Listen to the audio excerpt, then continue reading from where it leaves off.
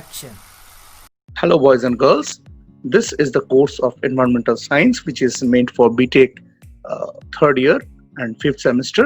The code for this particular subject is MC501. As you know, this is the mandatory course of BTech third year, and I am G. Chakraborty from Department of Chemistry, welcoming you to this course of environmental science.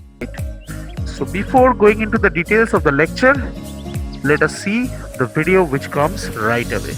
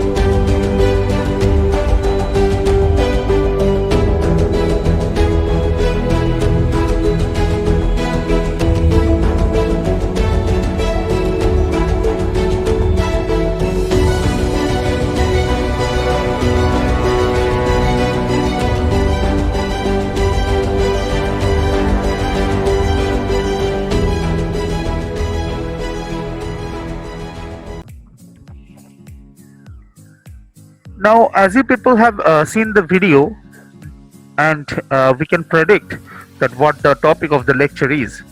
I have already mentioned that it is air and its pollution. Now, the question arises that in environmental science course, right, we need to study about air pollution. Yes, that is worth. But why we are studying about air, right? Because in the video, you people have seen the different zones of atmosphere, and what are the forms of air that are present, what are the different gases that are present. All these things you people have seen in the video that was played few moments ago, right? Now it may happen that it strikes into your mind that why I am discussing about air instead of discussing about air pollution, right? See, the fact is very simple. Suppose, let us imagine you are not an engineer, you are a doctor, right? And you are trying to study MBBS. Now, before seeing a patient and before knowing what type of disease he is having, right? Suppose somebody is saying, yes, I have a very high pain in my stomach, right? Now, first you should know what the constitution of stomach is and how the stomach looks, or how the heart looks, or how the body, human body looks when it is problemless, whenever it is 100% fit and fine, right? So without knowing about the correct thing, you cannot fix things up, right? Okay. Without, suppose you are a garage mechanic, right? Now one car has came to you which is having some problem, okay? Now without knowing that what was actually present in the car, or what is the ideal condition that the car should have in order to run on the road, right? Without knowing about this thing, you cannot know a single piece of information about the problem that has happened to the car. So if human body and car are easy with it, then nature will also face the same thing, right? Just I'm trying to say that without having proper knowledge about the environment, right, without having proper knowledge about air, how we can predict whether a particular sample of air is purified or it is polluted? We cannot. Basically we cannot, because see, we need to know that the air is good or bad. Without knowing that the air is good or bad, how we are going to determine how much polluted it is, right? So we need to know what are the permissible values, what the different constituents of the chemicals or the gases present in air is or are ideal, right? Then only we can see whether it is polluted or not. Otherwise you will say that okay, there are lots of oxygen in this layer called troposphere, it is polluted with oxygen. But oxygen does not create pollution, we know that very well, right? So in order to know about the details of the air, this particular lecture is meant for, and in our course of this lecture we will see how the composition of air is and what are the levels that we people are having. In the video things were shown, but it was too fast, right? Now let us go one by one, and we'll go through each of the layers, and gradually from the ground we are going to travel towards the sky and to space, right? So we will see that what the components of different parts of atmosphere is, and what we are going to get in these particular components, okay? Whether they're good or bad, whether they're healthy or not, everything we are going to see in this particular lecture, right? So as we people know that our lecture is nothing but air and its pollution, and it is written part 1. Now why it is part 1? Because if you check the syllabus, there are actually 7 lectures under this topic, which is called air pollution, right? Under the module which is called air and its pollution, okay? Now 7 lectures I have separated in such a way that part 1 to part 7, right? So this one is part 1. The basic idea about air we will get here, okay? So let us move into the lecture.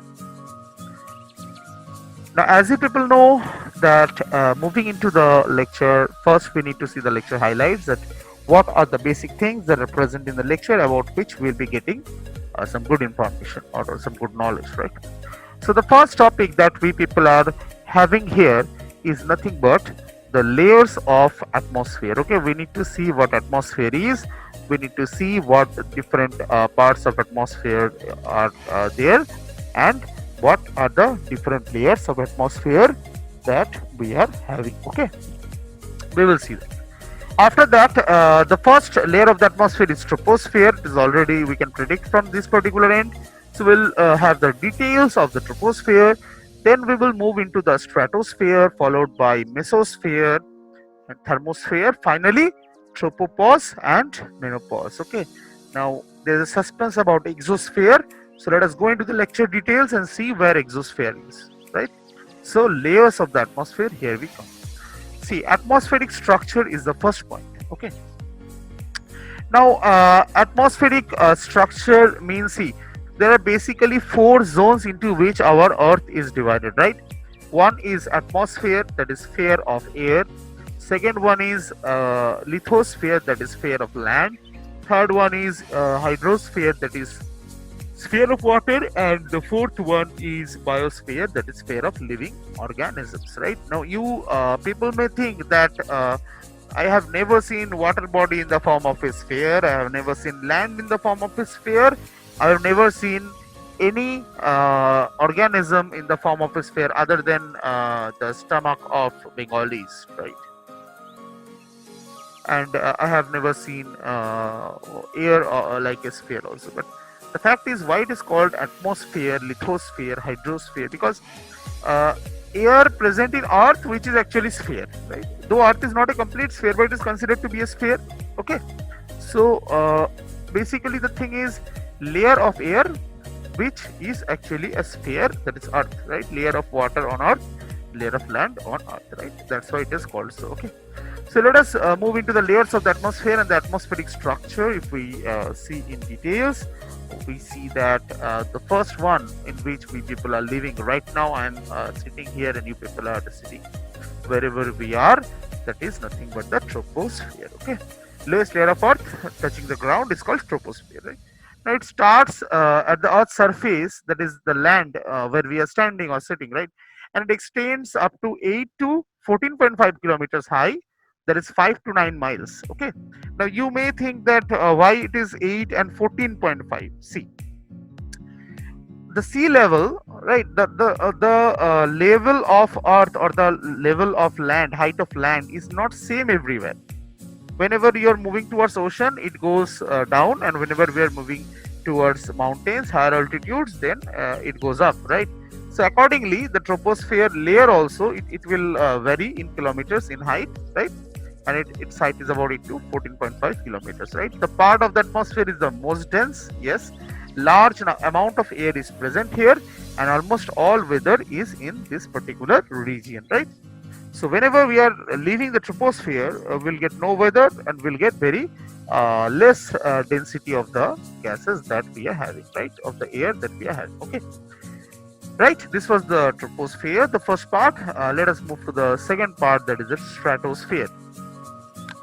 Now inside the stratosphere, what we are seeing that it starts just above the troposphere, yes, expected, and extends up to 50 kilometers, that is 31 miles high. Okay, so from the ground level, right, troposphere is starting, and then stratosphere is starting, having a height of around 50 kilometers. Okay, now ozone layer is one of the main things that are present in stratosphere. Now here a tricky question usually comes, that where ozonosphere is located, right? Now people often say that ozonosphere is also a layer of atmosphere, but it is not like that. Ozonosphere is not a independent layer of atmosphere, rather it is a part of stratosphere. Okay, so ozone layer belongs to the stratosphere, which absorbs and scatters the ultraviolet radiation, means which protects us from the ultraviolet radiation that comes from the sun, right? Okay, so 2 over, 3 to go. Now the third one is mesosphere, right? Now mesosphere, it just starts after the tropos and stratosphere. Okay, and its height is around 85 kilometers, right? 85 kilometers high from the land, and the meteors that come into the earth burn in this particular layer. Okay, so this layer is very, very hot. Now, after this three layers are gone, we're having the fourth layer, which is called thermosphere, which means no, mesosphere is not that much hot, right? Thermosphere will be hot. Mesosphere is cold comparatively.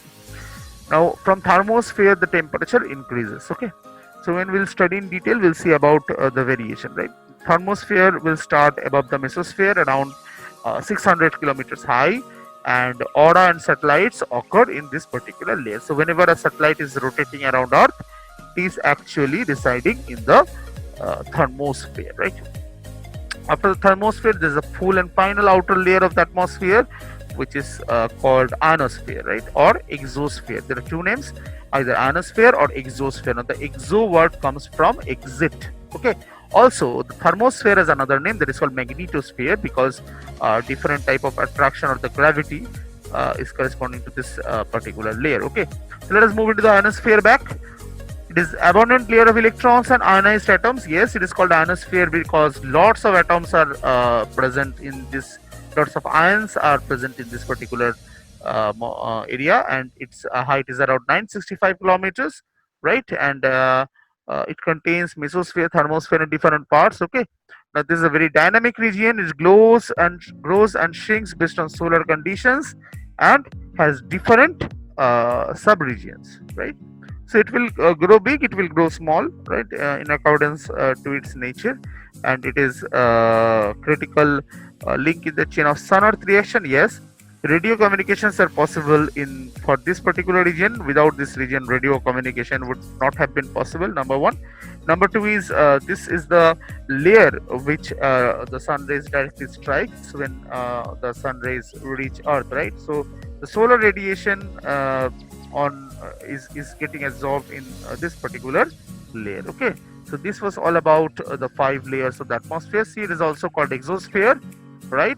And the upper limit is 10,000 kilometers, means it is totally outside the earth, right? Now tropopause is basically the boundary of the earth's atmosphere between the troposphere and the stratosphere, and it is written a gradient stratification layer, right? Now tropopause, right, as we know that pause means stop, right? A temporary stop is generally called a pause, right? So tropopause basically means where the troposphere is going to stop. Whenever the troposphere will stop, we'll say the place is tropopause. Okay.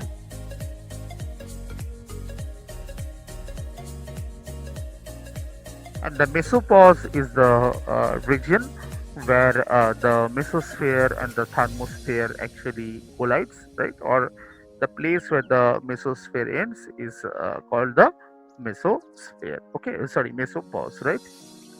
So these are the different regions that we people are having, and we have seen previously that the atmosphere contains 5 different layers. Okay, and the basic constituents of the troposphere is nothing but the gases that we people are having. It contains 78% of nitrogen and 21% oxygen, but the main oxygen is present in this particular layer only, that is the troposphere. It contains oxygen, it contains carbon dioxide. Okay, these are the things that are present in troposphere. Moreover, the main important thing is that life exists in this troposphere area. Without the troposphere, life does not exist, right? So troposphere is the ideal region where all the weathers are present, and life is sustaining, and the desirable gases which are good and emergent for the living organisms that are present in the troposphere only. Okay, now as far as we go for the stratosphere part, right? If we go for the stratosphere, then we will see that the main constituent is ozone, as we have already spoken about. So large number of O3 molecules, that is the ozone gas, is present in this particular layer. It is interesting to note that the aircrafts, the jet fighters, or the planes that we fly, basically they take off from the troposphere and they fly into the stratosphere. Okay. So it is very interesting to note that the maximum jet fighters or jet planes actually fly into the stratosphere only, right? And this particular layer is very, very important for us since it contains the ozone layer and it protects us from the UV radiations of the sun. Now, another important thing is that whenever we are moving on height, right? Whenever we are going to higher altitude, we have seen that the temperature decreases drastically. Right? So, the normal temperature of troposphere is in whatever we people are enjoying. After that, whenever it moves to the stratosphere, then temperature decreases. Okay, and whenever it goes to mesosphere, it reaches a negative degree, right? It reaches negative degrees. The mesosphere is very much cold, okay, and around 85 kilometers high. But after this mesosphere, right, now different type of gases are present in mesosphere, NO2, NO, and all other gases are present. Now whenever we are leaving this mesosphere, it is quite different to see that the temperature starts increasing because the density of the gases are extremely less, and due to very, very less density of gases, actually what happens, the temperature increases drastically. See, it is again interesting to note that if density of gas decreases, how temperature can increase, because see, as we are moving out and out, and if the atmosphere is lacking, then we are directly moving towards the rays that are coming from the sun. Okay, so temperature increases, right? This is the main reason or the main effect for the increase of temperature. But whenever we are moved to the ionosphere, ions like NO dot, O dot, O3 dot, O2 dot, right? This type of ions are present in the atmosphere, in the ionosphere. Right? Lots of ions are present, and mainly the radio waves and frequencies come from this particular layer. Okay, and ionosphere and exosphere are not that much different, but exosphere is the outer layer of the ionosphere, and as you can see, it is huge thickness. It is having huge thickness, huge height. That is 10,000 kilometers compared to the 900 something of the ionosphere. Right? Okay, and these two terms are very important. I've already spoken, so I'm not discussing again. That tropopause and menopause are the limits or the boundaries of this particular layers, the troposphere and the mesosphere. Okay. So after this, there are a series of questions that are coming up, right? Now you go through the questions, you try to answer those questions, okay? And whenever we are discussing this particular topics, then we will solve the questions, or you just if you're having any problem, you just write it down on a piece of paper, and we will discuss about it, or you just send me a mail about that thing that you have noted down. Okay, so whenever there is a problem, no problem is actually existing, right? Because we'll discuss and we'll solve it out. Okay, right? So thank you so much, and we'll meet in the next lecture, that is the part 2 of the air and its pollution, and the 8th lecture of environmental science, the mandatory course of BTech second year, right? So see you in the next lecture. Till then, stay safe, stay healthy, and save environment. Thank you.